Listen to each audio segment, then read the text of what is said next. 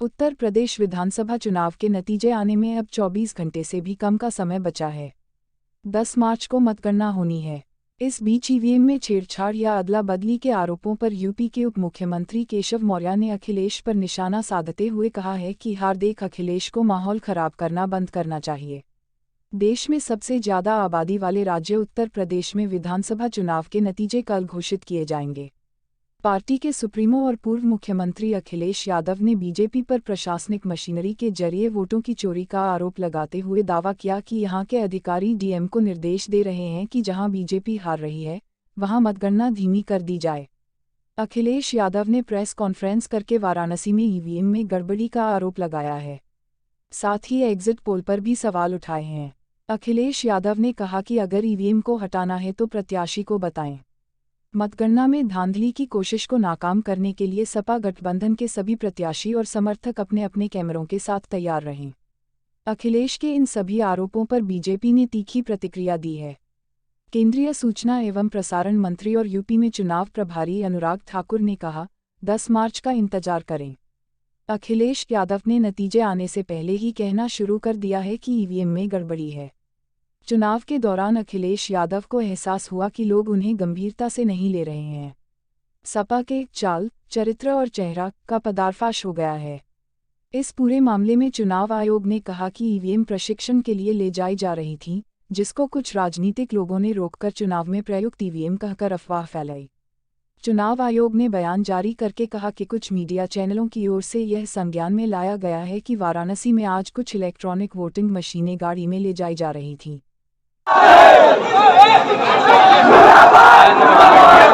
मंडी में ईवीएम पकड़ी गई है, आप लोग देख सकते हैं। ईवीएम की बदला बदली रंगे हाथ पकड़ी गई। 5 गाड़ियां ये लदी हुई, एक गाड़ियों में बरामद, एक गाड़ी भाग गई। निकल के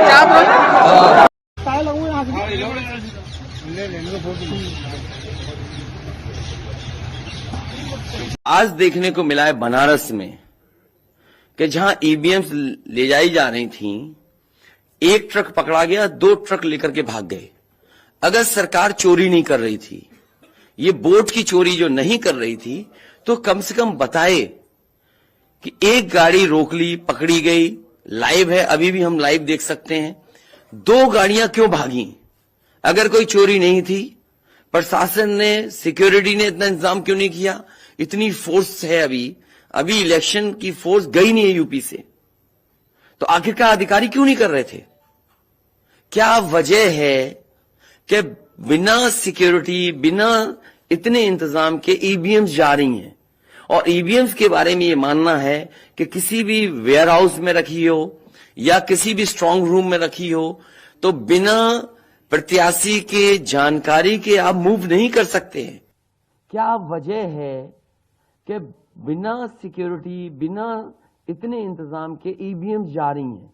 और ईवीएम्स के बारे में ये मानना है कि किसी भी वेयर हाउस में रखी हो या किसी भी स्ट्रांग रूम में रखी हो, तो बिना प्रत्याशी के जानकारी के आप मूव नहीं कर सकते हैं। अगर आपको ईवीएम्स को मूव करना है तो कम से कम जो प्रत्याशी चुनाव लड़ रहे हैं उनकी जानकारी में होना चाहिए। और सोचिए, मुख्यमंत्री आवास से प्रमुख सचिव, मुख्यमंत्री जगह जगह फोन कर रहे हो और डीएम्स को बता रहे हो। ये घबरा गए उसी दिन जिस दिन अखबारों में कुछ जगह आया कि कहीं पार्क की सफाई हो रही है, कहीं घर की सफाई हो रही है। और आप में से वो लोग हैं जो जमीन पर घूमे हैं, जो जमीन पर चुनाव चल रहा है, वो भारतीय जनता पार्टी के खिलाफ था, जनता के अंदर नाराजगी थी।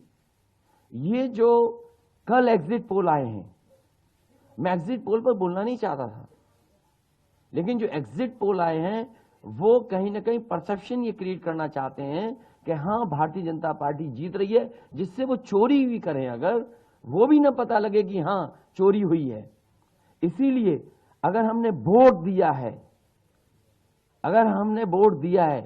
तो मैं अपने नौजवानों से, किसानों से और आम लोगों को कहूंगा कि उतनी हमारी जिम्मेदारी बनती है कि वोट को हम बचाएं। अगर वोट नहीं गिना जाएगा तो लोकतंत्र कहां जाएगा? और ये लोकतंत्र की आखिरी लड़ाई है। मैंने कई बार कहा कि उत्तर प्रदेश का चुनाव लोकतंत्र की आखिरी लड़ाई है। इसके बाद तो जनता को क्रांति करनी पड़ेगी, तभी बदलाव आएगा। इसलिए मैं अपने पार्टी के लोगों से और जो सच्चे ईमानदार, सच्चे सिपाही हों, सच्चे अधिकारी हों, सच्चे पत्रकार हों, कम से कम आगे आए और लोकतंत्र को बचाने के लिए खड़ा हों।